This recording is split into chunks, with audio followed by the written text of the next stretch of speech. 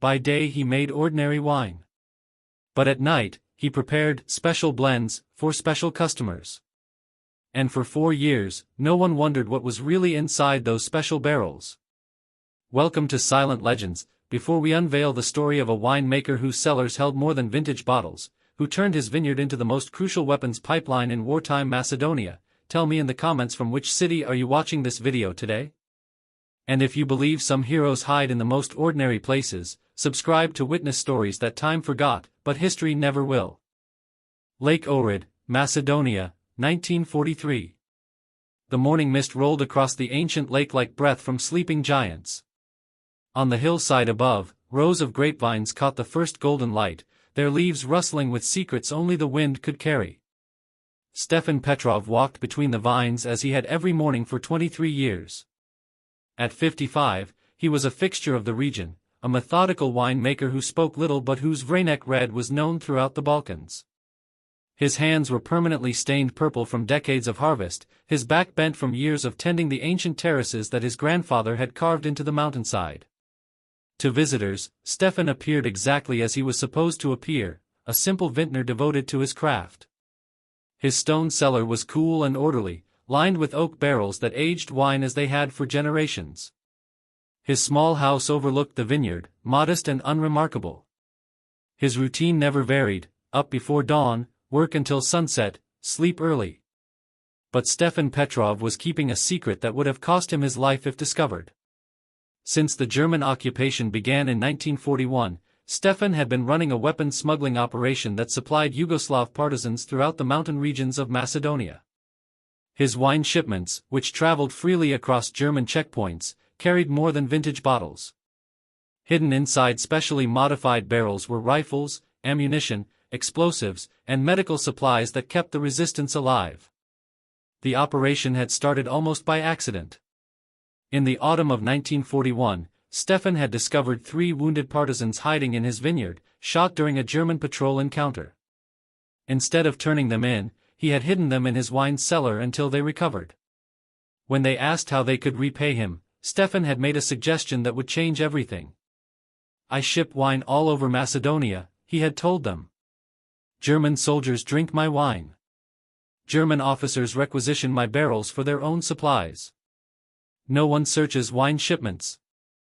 By winter 1941, Stefan's vineyard had become the center of a sophisticated smuggling network.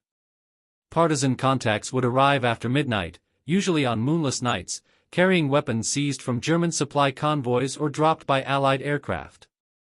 Stefan would carefully pack these weapons into specially constructed barrel compartments, seal them with wax, and fill the remainder with genuine wine. The system was elegant in its simplicity.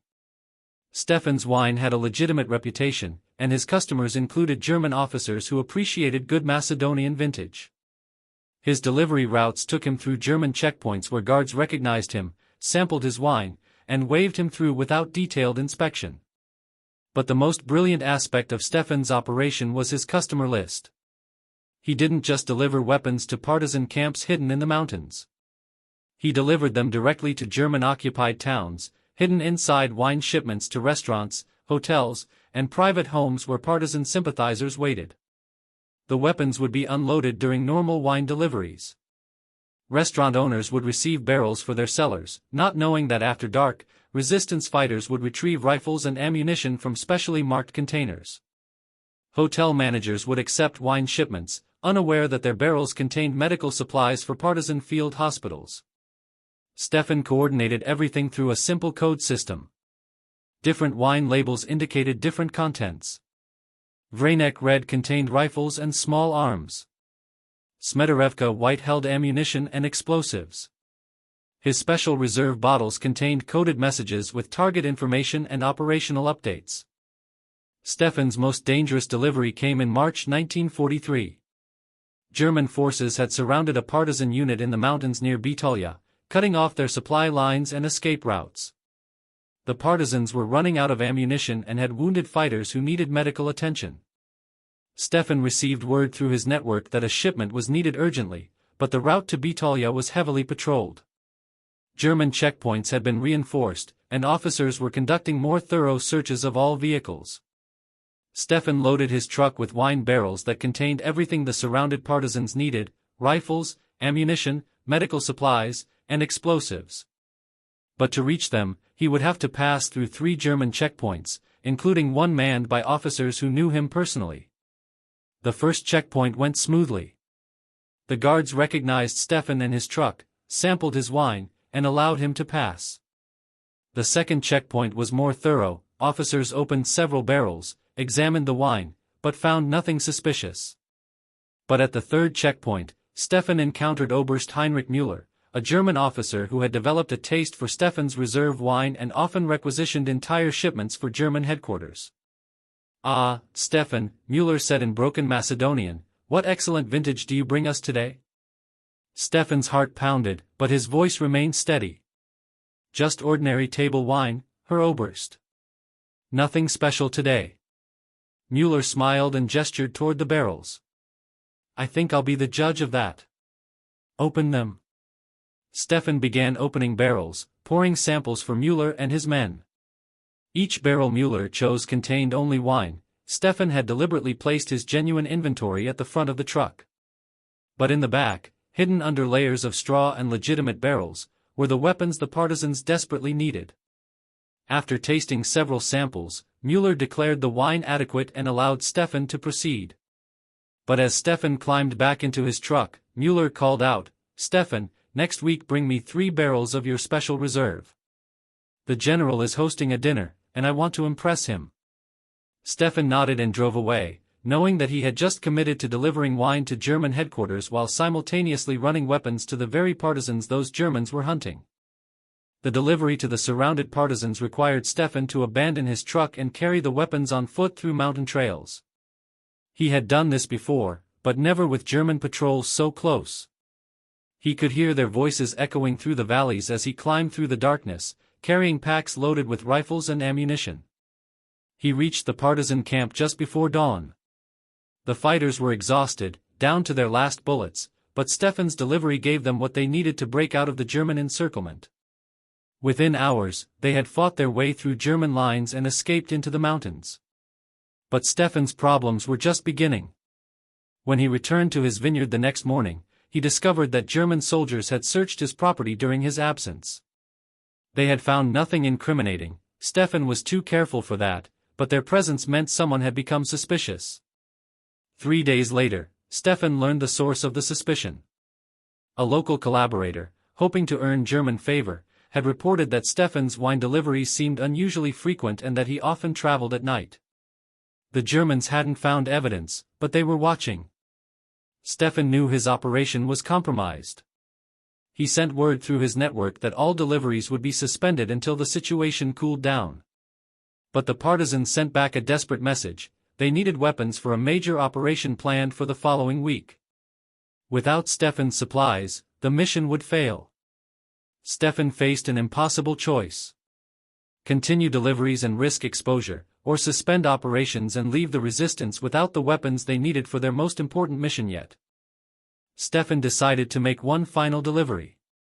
But this time, he would use the most audacious method possible. He would deliver weapons directly to German headquarters, hidden inside the special reserve wine that Oberst Müller had requested.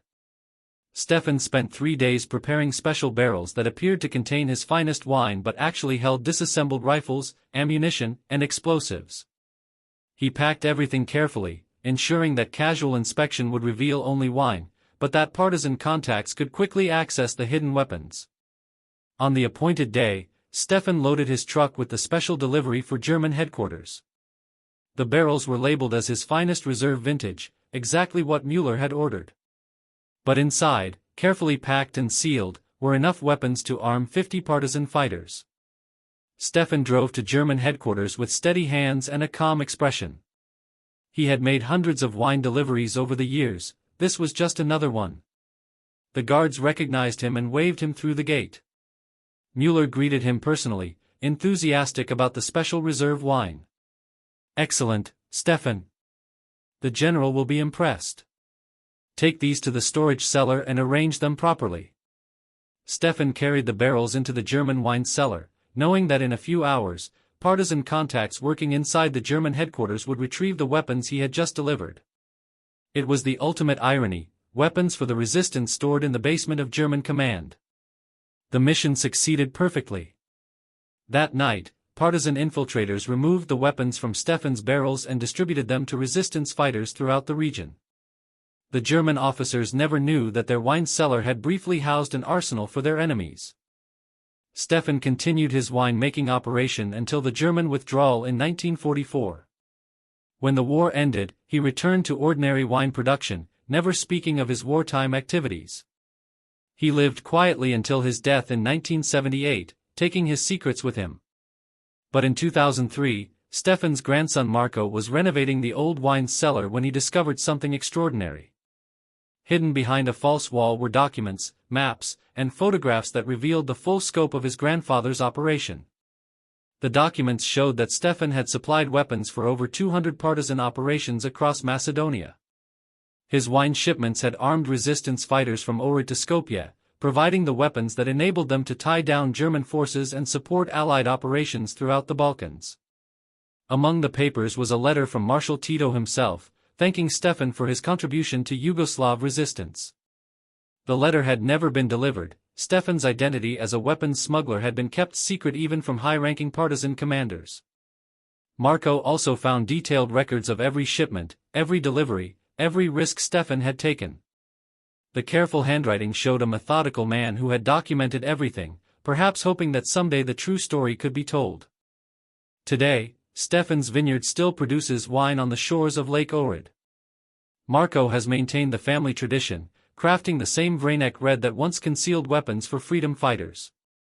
But now the wine cellar contains only barrels, aging honest wine under the Macedonian sun.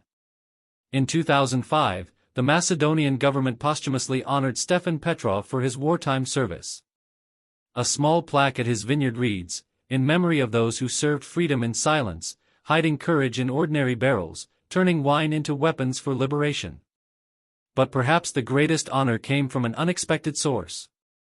In 2010, an elderly German visited the vineyard. He introduced himself as Heinrich Müller, the same Oberst who had requisitioned Stefan's wine during the war.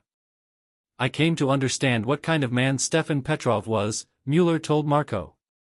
"For years after the war, I wondered how the partisans always seemed to have weapons when we had cut off their supply lines. Now I know. Your grandfather fooled us completely, and I respect him for it." Stefan Petrov had turned his love of wine into a weapon against tyranny.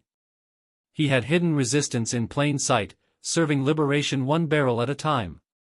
His vineyard had been a fortress disguised as a farm, his wine deliveries military operations disguised as commerce. Have you ever met someone whose daily work quietly supported a greater cause? Someone who used their ordinary skills to do extraordinary things when history demanded it? Someone who proved that heroism can hide in the most unexpected places? Share their stories in the comments. Because legends like Stefan Petrov remind us that resistance doesn't always carry rifles, sometimes it carries wine barrels, and sometimes the most powerful weapons are hidden in the most ordinary places. Thank you for watching Silent Legends. If this story moved you, subscribe and help us honor those who were never meant to be forgotten.